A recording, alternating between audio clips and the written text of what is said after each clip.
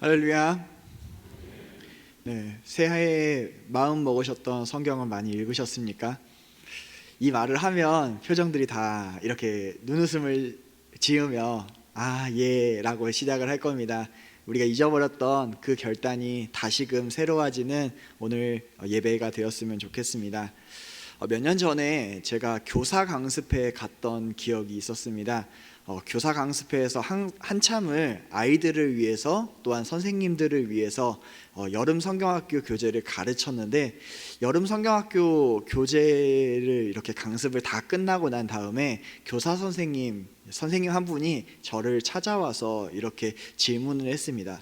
목사님, 오늘 이 강의가 너무 좋았는데요, 그런데 저희가 읽는 성경이 너무 짧지 않습니까? 라고 하는 질문이었습니다. 여러분, 혹시 이런 생각을 해보신 적 있으십니까? 우리가 읽는 성경이 짧다. 저는 이 질문을 하신 분이 너무나 궁금해서 이런저런 이야기를 나누다 보니까 이분이 굉장한 학위를 가지신 분이었습니다. 카이스트를 졸업을 하고 또 벤처를 이렇게 열어서 열심히 하면서 봉사를 하시는 분이더라고요. 그런데 이분이 자기가 이렇게 열심히 공부하고 하는 이 공부의 양에 비해서 자기가 읽는 성경의 양이 너무 터무니없이 작아서 이것을 우리 아이들에게 정말 다 전하는 게 너무나 쉽다라는 방향으로 저와 함께 이야기를 나누었습니다.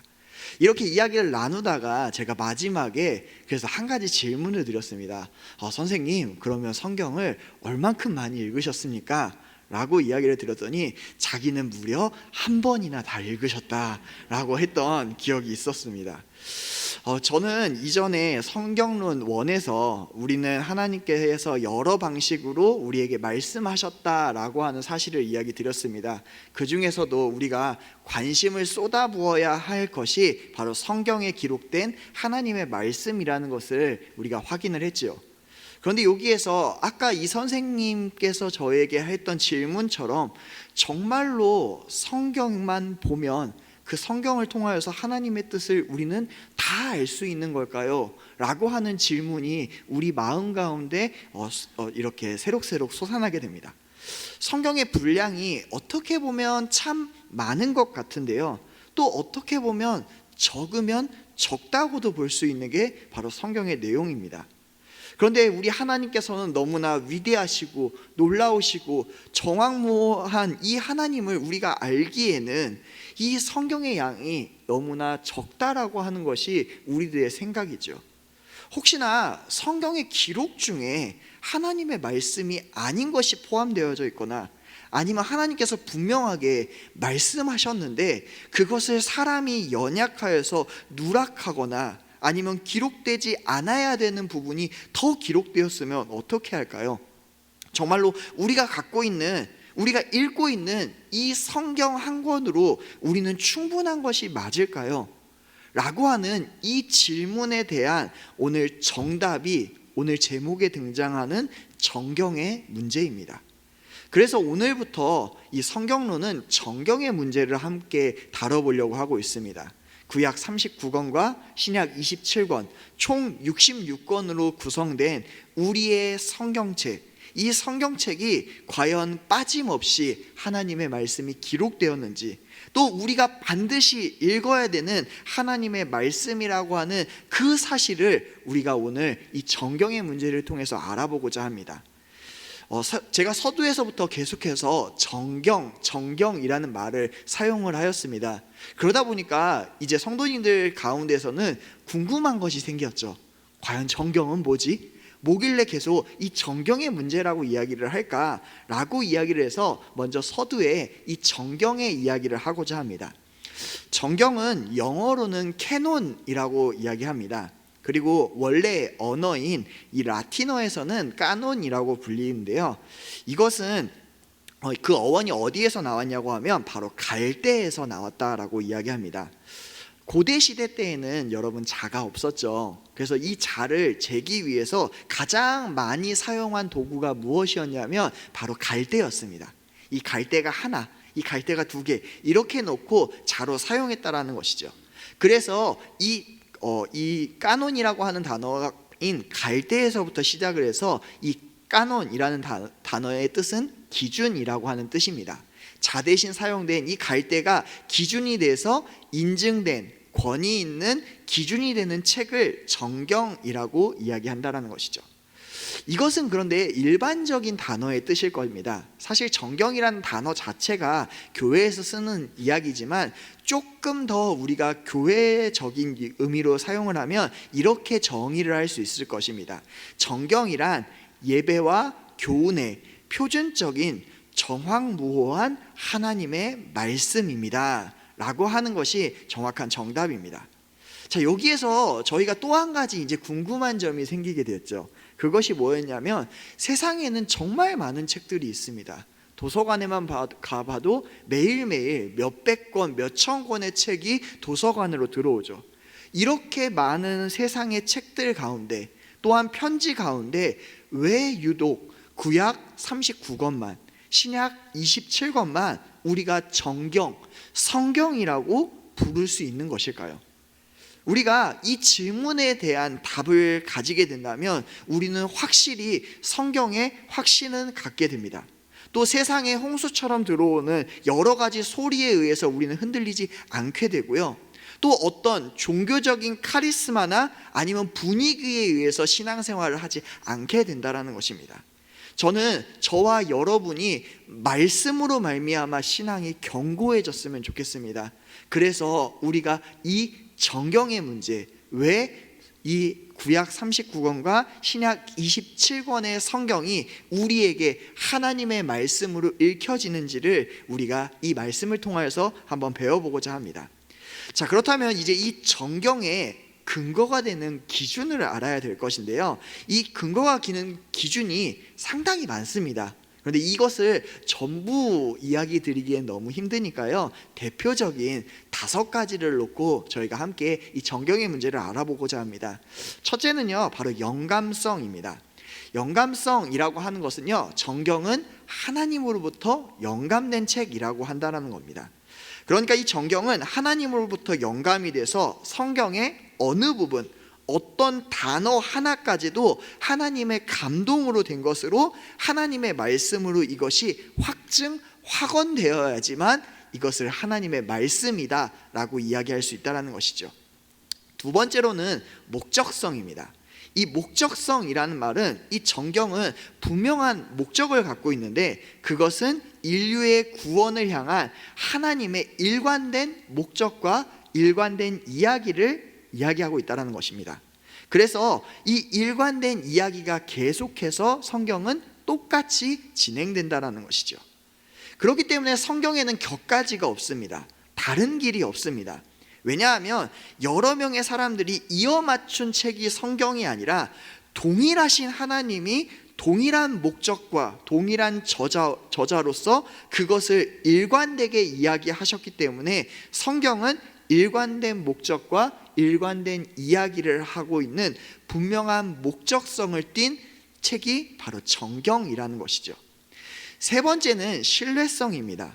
이 신뢰성은 이 성경을 얼마나 신뢰할 수 있느냐 이게 아니고요, 그 정경을 기록한 기록자가 참으로 하나님께서 기름 부어서 세운 믿음직한 신뢰할 만한 사람이라는 것이 바로 이 신뢰성의 문제입니다. 그래서 정경은 하나님의 인류 구원의 계획을 하나님의 영광으로 작성한 이 기록자가 참으로 하나님의 사람이라는 것을 증언, 확증받아야 된다는 것이죠. 네 번째로는 보편성입니다. 이 보편성이라는 것은 이 성경은 하나님이 세우신 모든 교회에서 보편적으로 인정을 받아야 된다는 것이죠. 자, 그런데 여기에서 중요한 게 한 가지 있습니다. 이 보편성을 이야기할 때 교회가 성경을 결정했다라고 오해하시는 분들이 많은데요, 성경은 교회가 성경을 인정한 것이 아니라 이미 교회가 성경을 인정하기 이전부터 모든 교회가 서신과 글과 편지와 책을 하나님의 말씀으로 인정하고 읽게 만들어 왔고 전수해 왔으며, 교회는 그것을 확증한 것뿐이라는 것을 우리가 기억하고 이 성경이 어떻게 진행되는지를 보아야 한다는 것입니다. 마지막으로는 보존성입니다. 이 보존성은 정경은 하나님의 주권에 의해서 보존된다라고 하는데요, 하나님의 절대적인 간섭에 의해서 정경은 일체의 훼손됨 없이 보존되었음을 의미합니다. 정경은 하나님의 주권과 섭리로 인해서 사단의 여러 방해를 받음에도 불구하고 한 글자, 한 문장도 훼손 없이 온전하게 보존되었음을 확언받아야 된다는 것이죠. 자, 이렇게 저는 정경의 5가지의 대표적인 기준을 여러분들에게 설명드렸습니다. 그런데 여기에서 중요한 게 있죠. 우리가 가지고 있는 66권이 이 성경의 기준에 부합하냐, 정경에 과연 맞느냐라고 하는 게 가장 중요할 것입니다. 그래서 오늘은 이 66권 중에 구약 39권, 구약 성경의 정경성에 대해서 이야기를 해보고자 합니다. 여러분, 구약은 하나님의 말씀일까요? 신약 시대 때 이러한 사람이 있었습니다. 구약은 하나님의 말씀이 아니다. 하나님의 말씀은 오직 신약뿐이다. 구약의 야훼는 이단과 같고 우리가 믿는 예수님과 다르다라고 하는 이단이 발생했습니다. 그 이단이 근데 문제는 우리가 생각하는 것처럼 그냥 몇 명의 사람을 이끈 것이 아니라 지금의 신천지와 같이 거의 모든 교회를 휩쓸 정도로 대단히 영향력 있는 이단이었다라는 것이죠. 그래서 이 이단은 구약에 대해서 이것이 하나님의 말씀이 아니다라고 주장을 했는데요, 우리도 이런 주장에 동요하는 사람들이 있습니다. 이미 그가 이단이라고 인정을 받았지만 우리가 읽을 때 신약에서는 사랑에 대해서 이야기를 하는데 왜 구약의 하나님은 이렇게 많은 사람을 죽여야 하는가? 구약의 하나님과 신약의 하나님이 너무 다른 것 같아. 그래서 우리는 구약이 의심된다라고 하는 부분들이 우리 생각에 조금씩 피어나기도 합니다. 그런데 성경은 우리에게 구약은 하나님의 말씀이라고 분명하게 이야기하고 있습니다. 왜 구약 성경이 하나님의 말씀이냐라고 이야기할 때 구약 성경 스스로가 자기가 하나님의 영감으로 된 책이라고 분명하게 이야기를 하고 있다는 것이죠. 그것도 어느 한 부분, 어느 챕터만, 이 부분만 하나님의 말씀이다라고 이야기를 하는 것이 아니라 구약 전체가 완전한 하나님의 영감으로 된 책이고 그 내용이나 그 깊이나 그 심오함이나 구조적 완성도 면에서도 완전하다라고 구약 성경 스스로가 그것을 증언하고 있다는 것이죠. 여기에서 우리는 궁금한 점이 생깁니다. 하나님이 쓰신 부분이 구약 성경에도 분명하게 있잖아요. 하나님이 말씀하시고 쓰신 부분이야 우리가 하나님의 말씀이라고 인정할 수 있겠는데, 이제 사람이 쓴 부분이 있지 않습니까? 여호수아가 쓰고 엘리야가 쓰고 모세가 쓰고, 이런 부분도 어떻게 우리가 하나님의 말씀으로 받아들이냐라고 하는 부분이 생기게 되겠죠. 그런데 구약 성경은 그 스스로가 성경을 기록한 인간, 그러니까 이 저자들이 보여준 권위와 능력 면에서도 이 책이 참으로 하나님의 영감으로 완성된 책이라는 것을 우리에게 분명하게 이야기해 준다는 것이죠. 이것을 쉽게 이해하려면 우리가 잘 아는 인물을 살펴보면 됩니다. 여러분, 구약에서 여러분이 생각하는 제일 유명한 사람은 누구일까요? 제가 왜 웃고 있을까요? 네, 맞습니다. 사람들이 인정하는 대표적인 사람 중에 한 명이 바로 모세일 겁니다.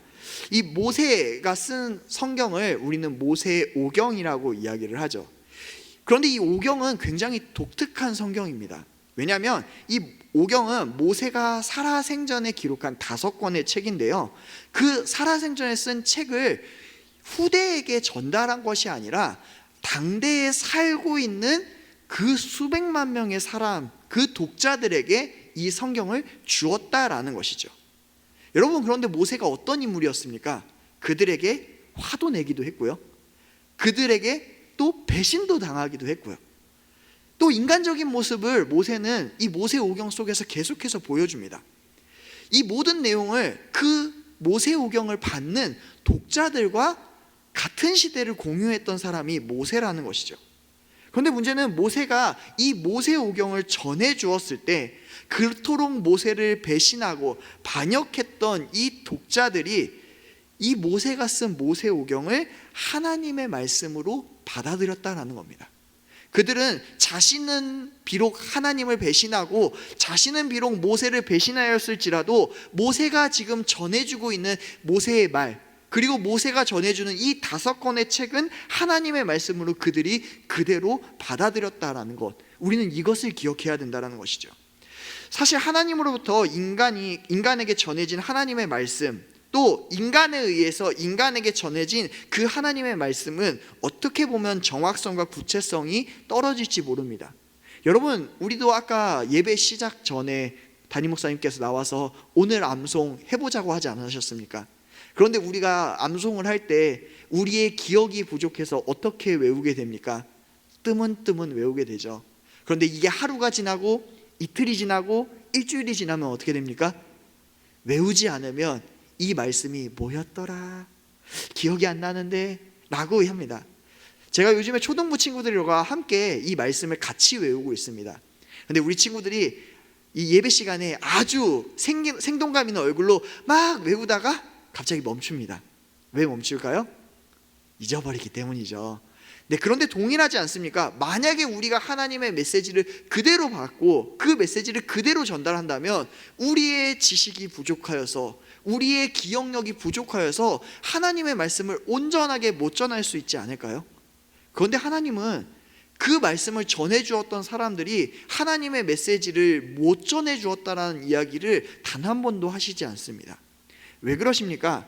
하나님은 하나님의 메시지를 선포하고 하나님의 영감된 책을 저작하고 있는 이 저자들에게 하나님께서는 그 저자들을 감동시키셔서 죄로부터 온전하게 하시고 또한 인간적인 약함으로부터 온전하게 하셔서 그 하나님의 말씀이 온전하게 전해질 수 있게 하나님이 그 저자들을 영감으로 말미암아 이렇게 하나님이 이끌어 가셨다는 것을 구약 성경 스스로가 이야기하고 있다는 것이죠.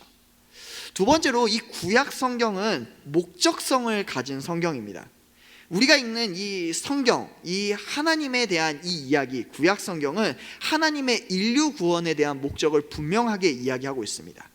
창세기 3장 15절의 말씀을 저희 함께 읽어보도록 하겠습니다.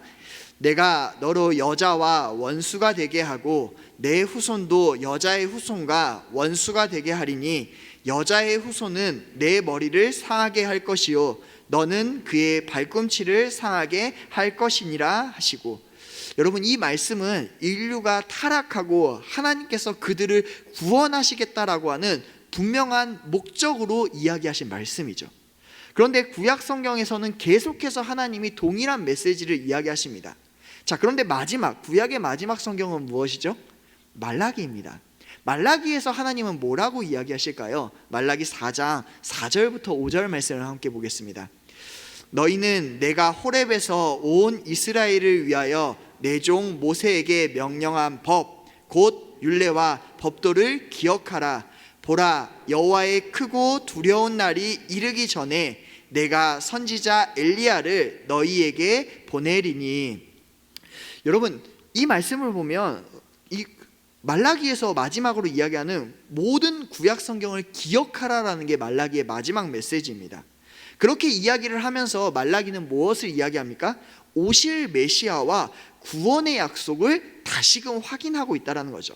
그러면서 구약 성경을 매듭짓고 있습니다.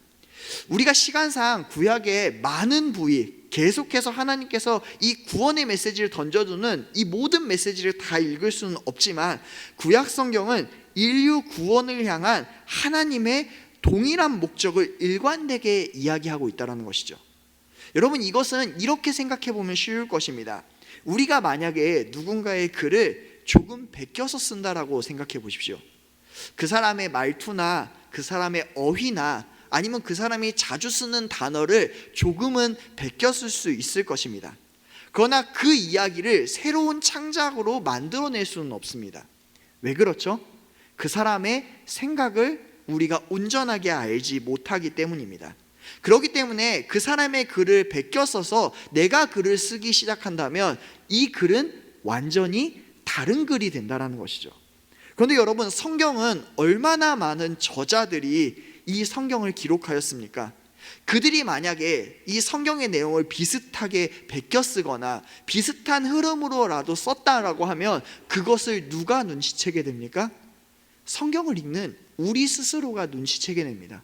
이것은 하나님의 말씀이 아니구나, 이것은 사람이 쓴 거구나, 이것은 창작한 내용이구나 라고 생각을 할 것입니다. 그런데 여러분이 성경을 읽으시면서 그러한 경험을 해보신 적이 있으십니까? 없으실 겁니다. 왜 그렇습니까? 성경 자체가 하나님의 영감으로 말미암아 하나님의 온전하고 동일한 목적을 계속해서 이야기하고 있기 때문이죠. 그렇기 때문에 우리는 구약 성경을 읽으면서 느낄 수밖에 없는 겁니다. 뭐라고요? 구약 성경은 하나님의 말씀이구나. 세 번째로는 이 신뢰성의 문제입니다.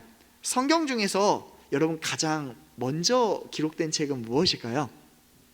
제가 초등부 친구들한테 이 퀴즈를 내면 친구들이 아주 용기 있게 손을 번쩍 들면서 이야기합니다. 창세기요! 네, 우리 성도님들도 지금 대부분 속으로 창세기요 라고 이야기했을지도 모릅니다.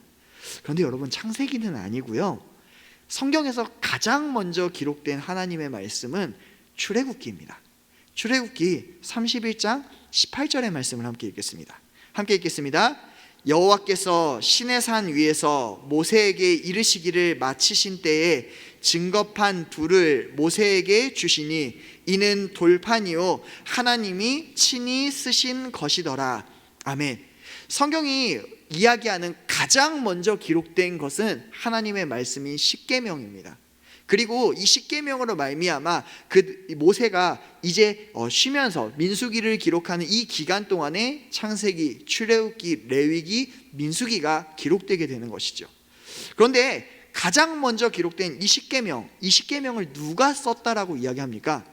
하나님이 쓰셨다라고 이야기하죠. 그러면서 모세가 이것을 갖고 내려왔을 때 사람들은 이것에 대한 신뢰성에 대해서 왈가왈부하지 않았습니다. 왜 그렇습니까? 하나님 스스로가 이것은 내가 기록하여서 너희에게 주었다라고 이야기하기 때문이죠. 그들은 그래서 이것을 하나님이 주신 말씀으로 그대로 받아들였습니다. 그리고 하나님은 그 이후에 하나님께서 성령을 계속해서 부으셔서 이 하나님의 말씀을 대언하는 사람, 선지자들을 계속해서 세우시고 그 말씀들을 기록에 남기라고 명령하셨습니다. 이 기록에 남긴 사람들, 모세로부터 시작해서 여호수아와 여러 명의 선지자들이 그 권위가 끊이지 않고 기름 부음 받음으로 계속해서 이 하나님의 말씀이 전수되게 된 것이죠. 그런데 여러분, 여기서 중요한 게 있습니다. 이들이 하나님의 메시지를 전한다라고 할 때 그것이 정말로 하나님의 메시지인지를 판단하는 사람은 누구입니까? 이 메시지를 받아들이는 동시대의 독자들이라는 것이죠. 모세의 시대와 함께 살았던 그 독자들, 이 독자들은 출애굽 1세대도 되고 출애굽 2세대도 됩니다. 그리고 후대에 모세의 글을 받아서 계속해서 이어가고 있는 저자들이 모세의 글이 하나님의 말씀이다라고 증언하고 있다는 것이죠. 여러분, 참 재미있지 않습니까? 그냥 한 시대에만 하나님의 말씀으로 인정받는 것이 아니라 당시대에도, 그 다음 시대에도, 또한 이 모세와 같이 이 말씀을 이어받고 있는 저자들도 이전에 기록한 이 말씀이 하나님의 말씀이다라고 그들은 계속해서 이어서 이야기를 하고 있다는 것입니다. 그렇기 때문에 앞에 이야기했던 하나님의 동일한 목적과 연결성이 있다는 것을 독자들과 저자들이 증언하고 있는 증인들이라는 것을 성경은 우리에게 이야기해주고 있다는 것이죠. 그래서 우리는 누적돼가는 이 증언들과 증인들에 의해서 이것이 하나님의 말씀임을 확언할 수 있게 되는 것입니다. 네 번째로는 보편성입니다. 여러분, 구약 시대 때 사실 이 정경화의 문제로 싸웠던 적은 없습니다. 아까 제가 이야기했던 게 신약 시대 교회가 문제가 생겼던 때라고 이야기 드렸잖아요. 네, 이 구약 시대 때 정경화의 문제로 단 한 번도 싸운 적이 없었는데, 그렇기 때문에 보편적으로 이스라엘과 유대인들의 이 동시대의 증인으로서 하나님의 그것이 하나님의 말씀이다라는 것을 증언하였고, 말라기 이후에도 여러 가지 저작들이 등장을 하게 됩니다. 이것은 우리가 다음번 성경론 3강에서 다룰 내용이긴 한데요, 말라기 이후에, 그러니까 우리가 신약과 구약 사이에 여러 가지 책들이 되게 많이 나왔습니다. 그런데 이 여러 가지 책들을 우리는 하나님의 말씀으로 받고 있지 않죠. 왜 그렇습니까? 이 모든, 지금 우리가 이야기한 모든 것에서 부합하지 않기 때문에 우리는 그것을 하나님의 말씀이라고 이야기하지 않는 것이죠.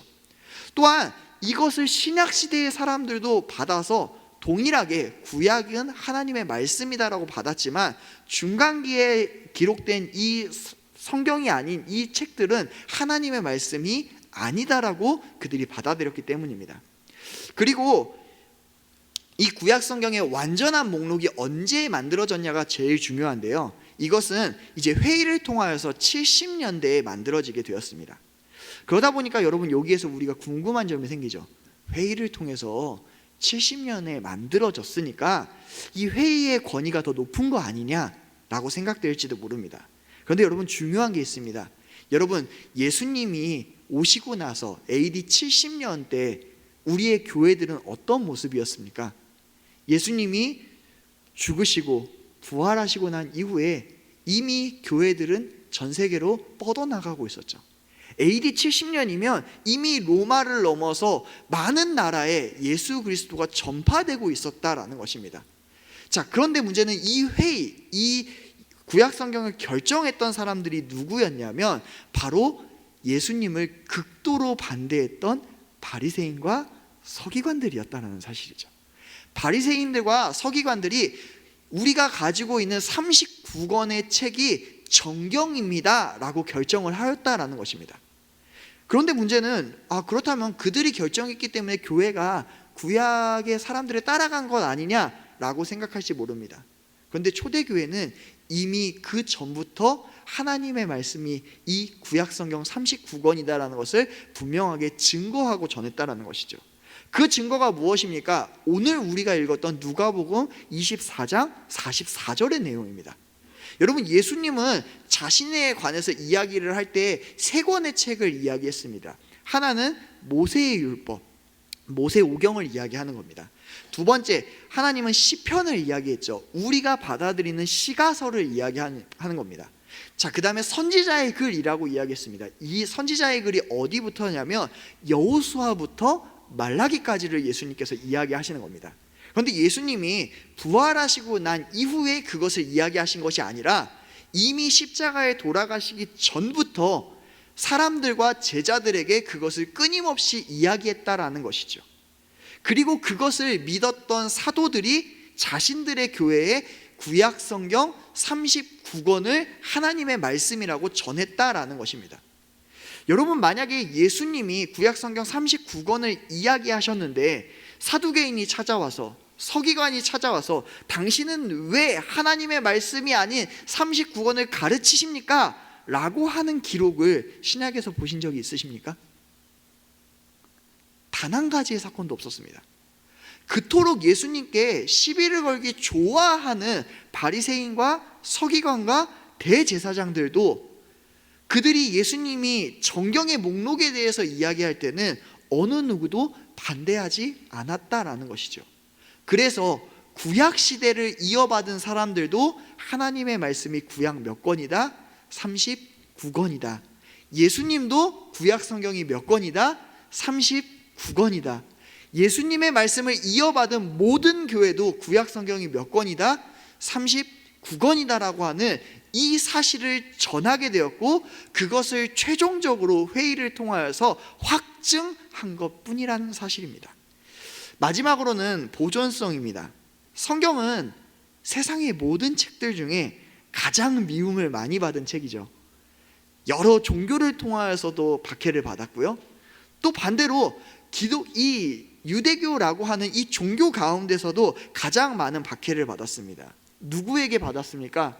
이스라엘 백성들에게도 성경은 박해를 받았고요, 이스라엘을 대표하는 왕들에 의해서도 박해를 받았습니다. 심지어 그 책이 갈갈이 찢겨지기도 하고 불에 태워지기도 했습니다. 그렇게 끊임없이 파괴되고 파기되고 태워지고 거부되었으나 끊임없이 성경은 보존되고 계속해서 이어져 왔다라는 것이죠. 어떤 사람은 성경을 이렇게 의심합니다. 우리에게 지금 원본 성경이 없지 않느냐? 구약 성경이 없기 때문에 우리가 이것이 하나님의 말씀이라는 것을 믿을 수 없다. 이 이야기를 주장하는 사람들이 많습니다. 구약 성경의 가장 오래된 사본이 2세기에 나온 건데 그것보다 훨씬 이전에 이런 책들이 있었기 때문에 우리는 이것을 믿을 수 없다라고 하는 사람들에게 우리는 분명하게 이야기할 수 있는 단 하나의 역사적인 힌트가 있다는 것이죠. 여러분, 고대 저작 중에 가장 유명한 저작이 오디세이라고 하는 책입니다. 이 오디세이라고 하는 책은 굉장히 많은 이 사본을 남겼습니다. 얼마나 많은 사본을 남겼냐면요, 643개의 사본을 남겼다고 합니다. 전 세계에 가장 많은 사본을 가지고 있는 이 고대 저작인 오디세이를 가리켜서 사람들은 그것의 이 전수됨이 틀리지 않았다라고 이야기를 하죠. 오디세이가 원본이 사라졌음에도 불구하고요. 두 번째, 플라톤의 철학책이 있습니다. 여러분, 플라톤의 철학책 지금도 서점에서 판매되고 있지 않습니까? 플라톤의 저작의 사본이 한 몇 권 정도 있을 것 같으십니까? 지금까지 발견된 책은 8권에서 15권 정도가 있습니다. 그럼에도 불구하고 사람들은 뭐라고 인정합니까? 이것이 완벽한 플라톤의 책이라고 이야기를 하죠. 그런데 여러분, 성경, 특히나 구약 성경은 몇 권의 필사본을 갖고 있을까요?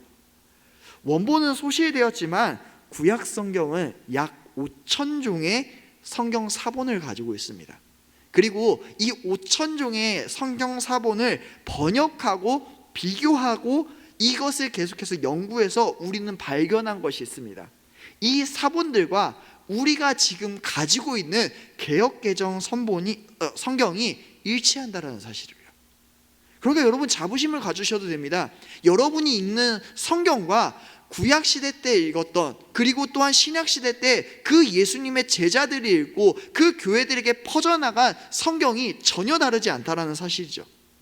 그러니까 하나님은 이것을 완벽하게 보존하셨다는 것입니다. 그들을 미워하고 박해하는 왕들로부터, 그들이 미워하는 그 우상 숭배로부터, 그 로마의 압제와 그 길고 긴 억압의 시대에도 불구하고 하나님의 간섭으로 말미암아 훼손됨 없이 이 말씀이 보존되어 우리에게 온전한 성경으로 우리에게 그 말씀이 다가왔다는 것입니다. 사랑하는 성도 여러분, 성경이 참 놀랍지 않습니까? 하나님의 말씀이 참 놀랍지 않습니까?